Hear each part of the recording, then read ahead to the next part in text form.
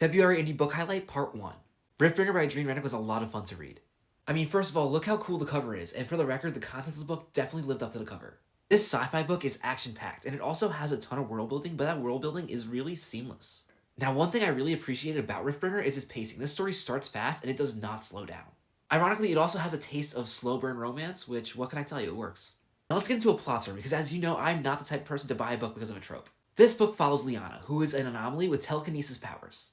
As a result of her status being an anomaly, she is an outcast towards humans, and therefore she has to work for Terminus, which is a resistance group, and one of the factions in this book.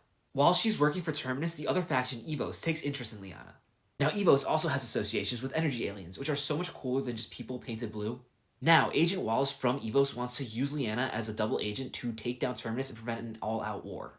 Now, that's just a brief summary of what happens in this book. To be honest, so much happens in this book that it's really hard to summarize.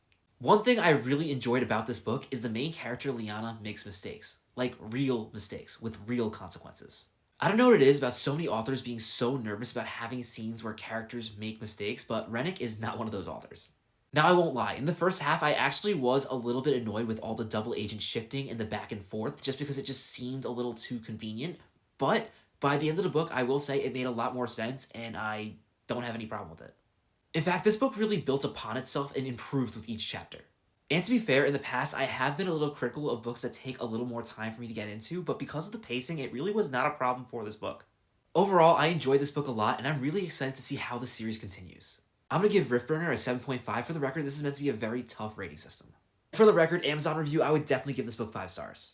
Now, there are 3 more books in the February Indie Book Highlight. I've decided to shoot them all separately and give each book its own video because each book deserves its own video.